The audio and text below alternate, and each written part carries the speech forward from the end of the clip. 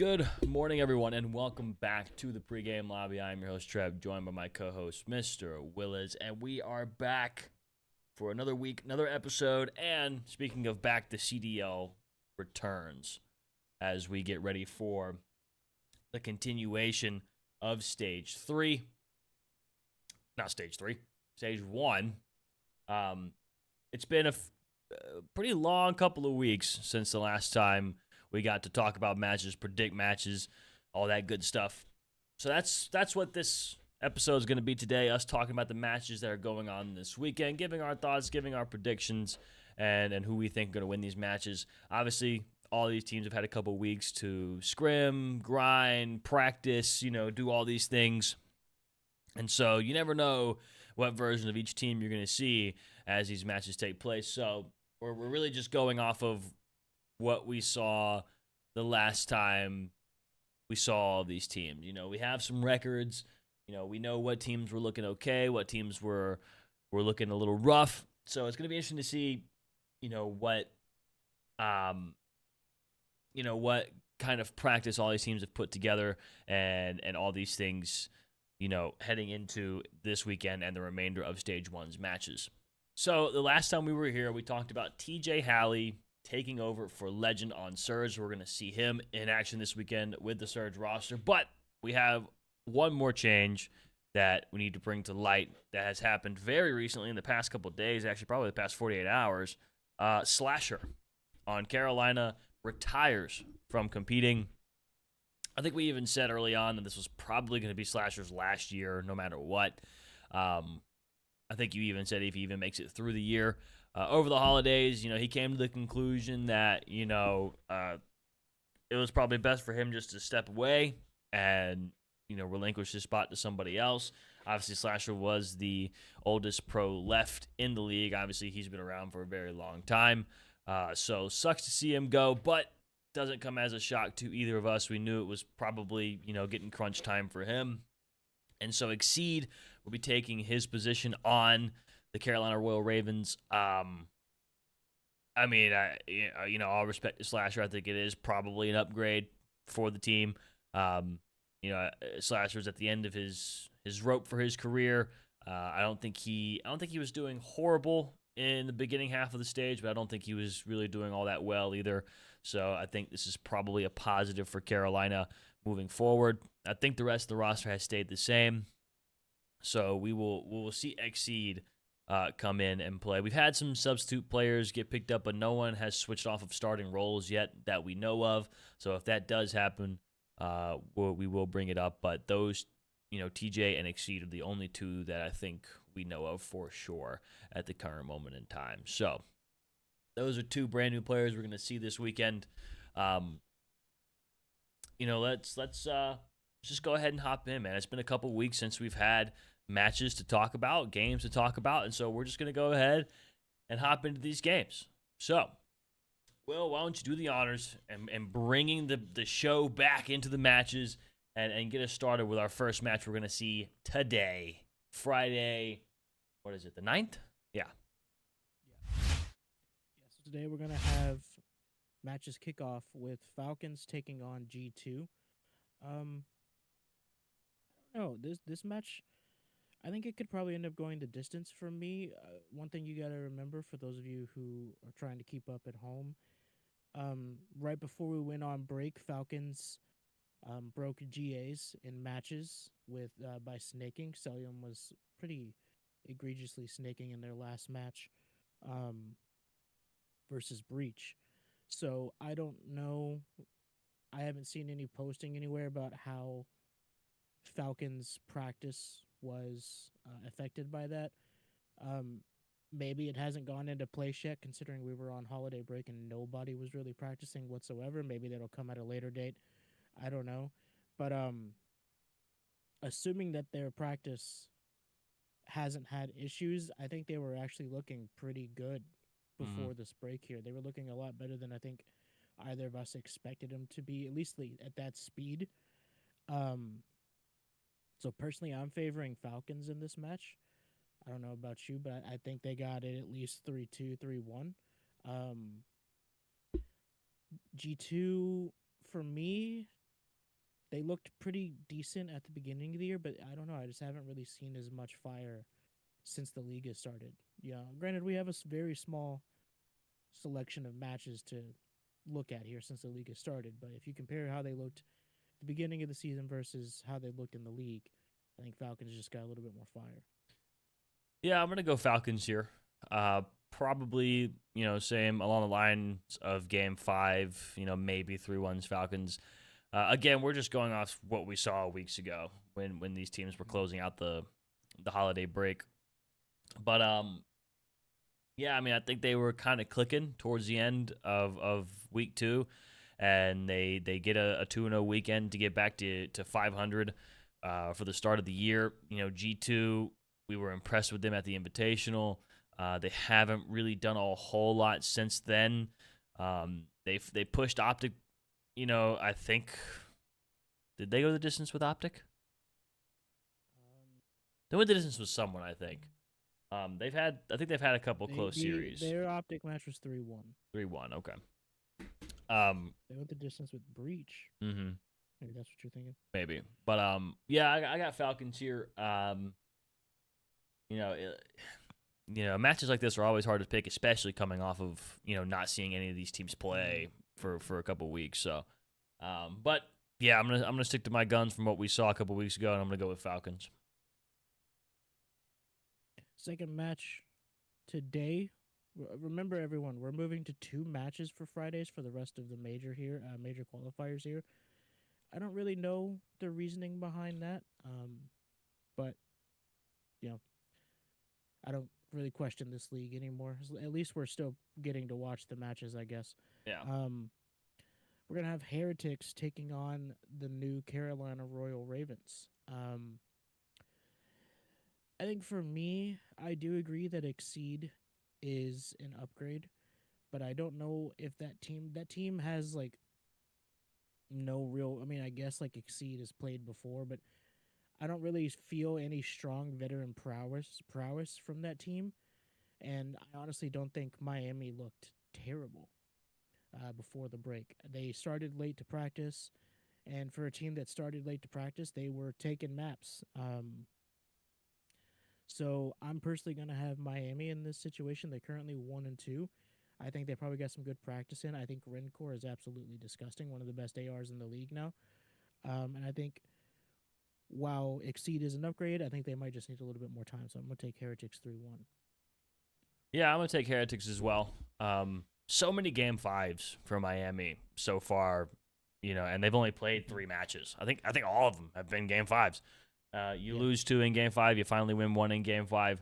I think it's just going to take a little bit of time for Carolina to kind of find their footing with the new roster. I think Miami was kind of coming into form a little bit towards the end of the 2 weekends. Yeah, I like Miami in this series. I want to see some improvement from Trakes and see what he looks like after a couple more practice sessions with the team. So yeah, I'm also gonna go with Miami. I'm probably gonna go 3-1. I don't think it goes 5. I think Miami probably kind of handles it. Well, that moves us into Saturday. And kicking off Saturday, we're gonna have what could be a pretty good match. I think we have Optic taking on FaZe. Optic looked great. I mean, the only match, honestly, that they looked like they struggled in was their Miami match. Miami pushed them the distance, but I still think they've just got that fire. Now, granted, it's been weeks. FaZe could have leveled up over the break here. FaZe did make a small roster change. They picked up a young gun who's been making a lot of noise in challengers. He's on omit. His name is Aluka. So maybe the pressure of having some young gun on the bench might wake up some of the FaZe players, make them want to play a little bit, better. Who knows? I'm hoping that this is a good match. That being said, I don't based off what I've seen so far, I don't know if I'm necessarily seeing it going the distance. I've got Optic 3-1. Yeah. Optic's last match was a little shaky, and I felt like you kind of saw FaZe, kind of find a little bit of fire towards the end of their 2 weeks. It's just hard to bet against Optic right now. They're the hottest team in the game. What kind of quality practice have they gotten over the past couple weeks? Who knows? That's the question mark for every team. For me, I am going to go optic. I'm not going to say like comfortably or anything. I think this could be a bang out. I think I'm going to go 3-2 optic. I'm still at this point in time until I'm shown otherwise. I think optic's the best overload team in the game. I think optic's S&D for this squad is actually really good. But also, Simp the Pimp has been playing lights out in Black Ops 7 so far. But I do like Optic in the series, and I think Optic takes it. So that moves us on to our second match on Saturday. And boy, this one, I have no idea really what to expect with this one. We've got Surge taking on Reach. So this will be the official debut of TJ Halley back in the league. Honestly, we talked about it already when we first talked about the TJ move. TJ is obviously going to be a level up over Legend, who just genuinely wasn't ready. So I do think Surge will be better. The question is just going to be how much better do they get, right? I don't think Boston were looking terrible before we went to the break, honestly. I think they played a really hard match against the Falcons that were looking like they had some heat underneath them.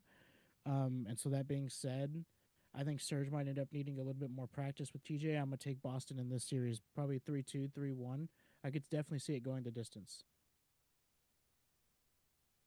Yeah, I'm going to go Boston here. I think, it's going to be interesting to see what happens with Surge in this series because you have TJ who you could definitely count TJ as a veteran now, in my eyes. Yeah. He's been around for so long. He's been in and out of the league so many times. I think Boston, we're looking really solid. I thought Cammy so far this year has looked really solid for Boston. We usually give Cammy a lot of crap. I think he's looked really solid. I think Nasty has also looked really good for Boston so far. And it's just a Vancouver team that, until you see a little bit of life, a little bit of fire out of them, it's hard to pick them. So I think I'm going to go Boston 3-1. Well, that leads us into our last match on Saturday. We've got the Gentlemates taking on Cloud9 New York. For me, I think this one might be our quickest series so far. I think Mates are probably going to run through them pretty quick. Mates started off the year looking phenomenal. I would imagine that hasn't changed too much. You don't go from looking that good to that bad too quickly. So I'm gonna have Mates 3-1. This is honestly the series I have the least amount to say. Cloud9 don't look terrible. They're 1-2. They've got to win, but I just don't think they're beating my Paris, especially when their only win was against a Surge team that was struggling with Legend. Yeah, probably one of the quicker series of the weekend, in my eyes. The last series we saw Paris, I'm pretty sure they just dismantled Thieves. I think that was their last series they played. Cloud9 showed some life in that series that they won. They've looked okay. I just think, Paris is definitely a top 3 team right now. And I think, Cloud9's probably bottom 8, so I think this is kind of just an outmatch on the side of Paris. So I'm going to take Gentlemates 3-0. I'm not going to give Cloud9 a map. Yeah, I can't say I disagree with you. So that leads us into Sunday, last day for our returning weekend here. We're going to kick that off with G2 taking on the Ravens. I think, this one is the match. When I look at all of the matches for this weekend, I think this is the one that can genuinely go either way. I think Exceed, like we already said it, Exceed is definitely going to level up Ravens. And I think he could potentially make them good enough to start taking series off these teams. As it stands, though, I'm going to bank that, like I said earlier, they just need probably a little bit more practice. So I am going to take G2, but I'm going to have it go in like the absolute distance. I expect this one to be like an absolute grueler.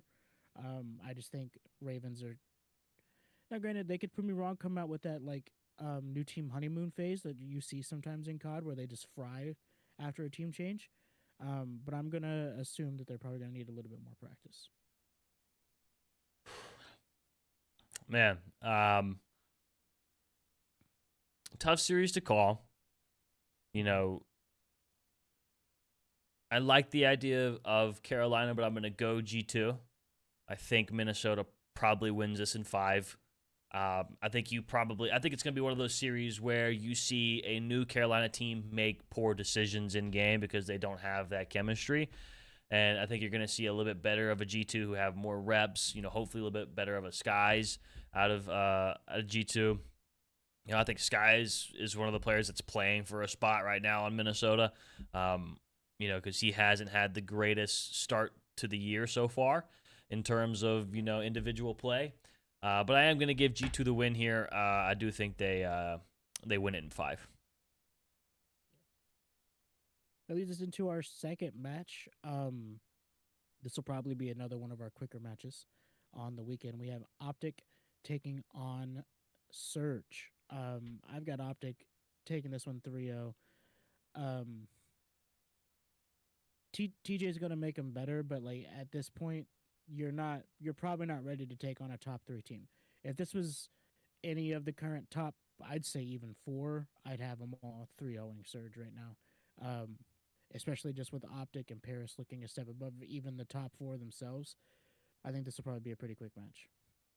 Yeah, Optic 3-0. I think this weekend right here, if Optic goes 2-0 this weekend, I think that gives them number 1 seed. I don't think it locks it, but I think in my eyes, no one takes number 1 seed from Optic if they go 2-0 this weekend for Major 1. So, I think this is a win for sure.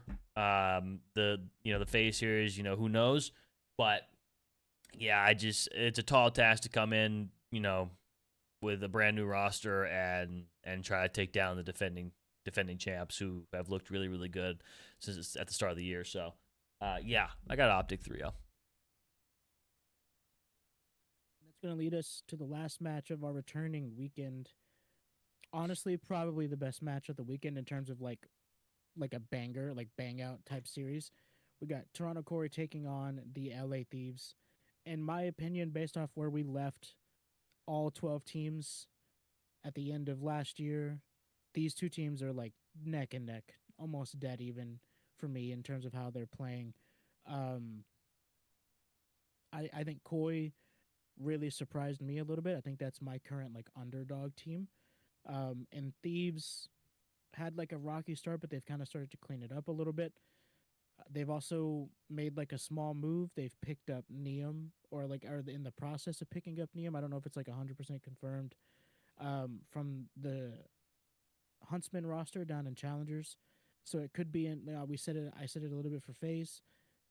Maybe having a young gun that's been playing well in Challengers sitting on the bench might light a fire under some of these guys. To be honest, I don't think it's a single player issue with what we've seen from Thieves. I think it's a little bit of a whole team issue because even Hydra hasn't been playing to like as well as we see him play. Really, the only one playing on that team to their like normal standard is Scrap. BZ, Hydra, and Kenny are all like playing a little bit under expectations. So, all that said, I'm taking Thieves 3-2. I think Thieves is every single one of them at this point are veterans. I think they probably just got a little bit more ice, a little bit more clutch factor in them. But I say 3-2 because I don't fully count Toronto out. I definitely think this could end up going either way, and Toronto could fight. I agree with that. I think it's going to be the closest match of the weekend. I think it's going to be the best match of the weekend. I think Toronto were looking hot to end going into the holidays, and I think Thieves are just struggling, man.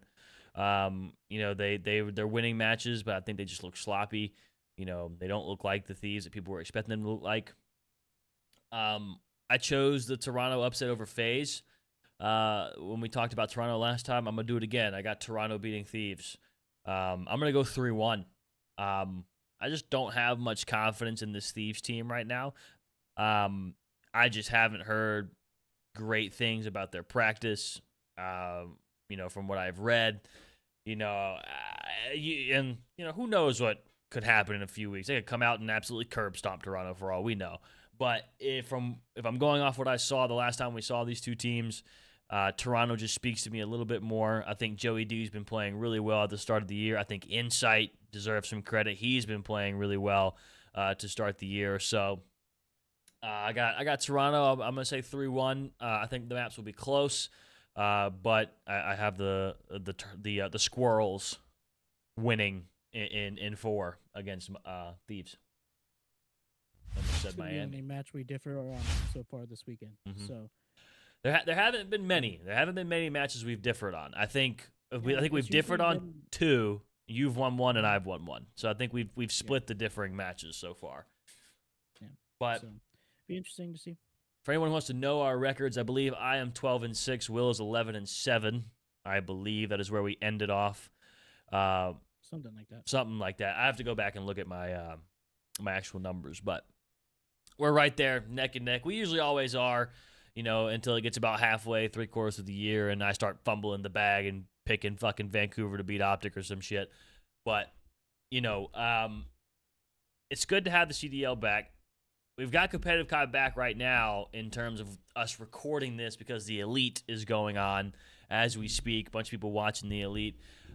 Me personally, I'm not very in tune with the Challenger scene. I know a little bit of it. I've been paying attention a little bit. I just know there's a Roblox guy breaking all the lobbies and fucking with the matches. I know that much. There's another one now too, but let's not give him any attention. Yeah, but I'm excited for the CDL to be back. It's always good to have the matches and be able to watch them. The only thing that sucks about the remainder of Stage 1 is only 2 matches on Friday. That kind of blows. But, at least we can watch competitive COD and get ready for a fun major at the end of the month. Which, have we decided if we're gonna watch part of the major or well, I guess it's the CDL thing, isn't it? Yeah, the sign up thing. Always, as long as you're not getting in trouble. That's the thing.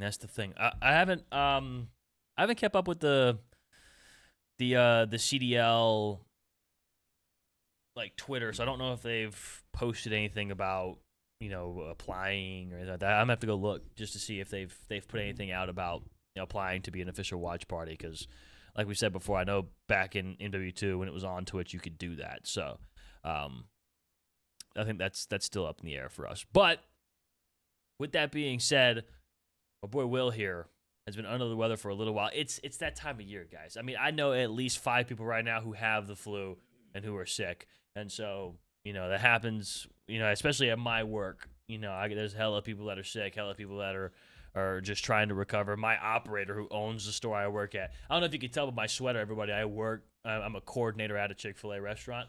The person who owns our restaurant is down with the flu. So there's a bunch of people getting sick. Will's a little under the weather. So we figured, you know what?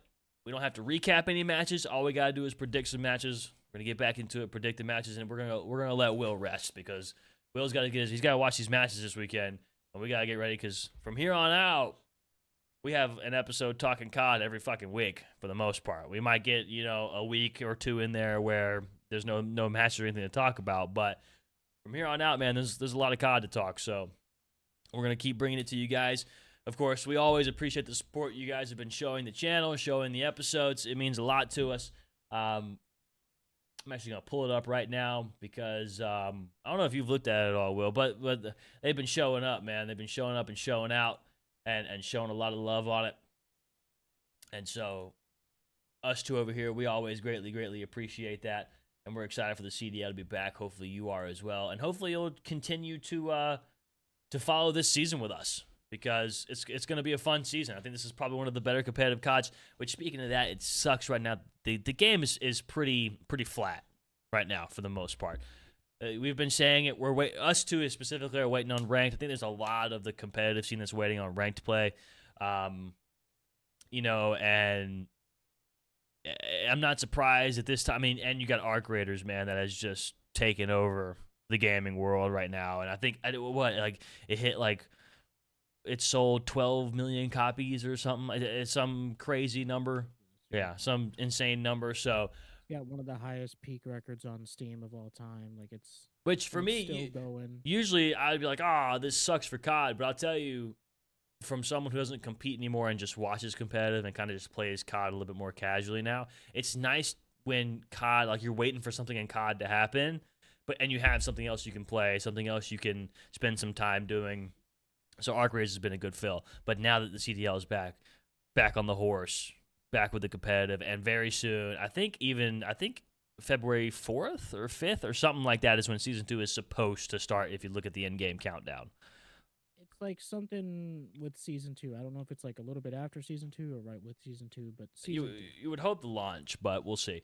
Yeah. So if that's the case, it's a little less than a month away until we get some ranked play and we all get to get our hands on an actual, competitive aspect of the game. But I'm Trep. That's Will. Thank you guys so much for watching. If you enjoyed, hit that like button. It pushes the episode out everywhere on YouTube. 70 million people are going to watch it. It's going to be great. And subscribe to the channel so you can keep up to date with all the CDL action throughout this year, because we're going to be bringing you brand new episodes every single week, every single Friday. We're back on Fridays because the matches are back.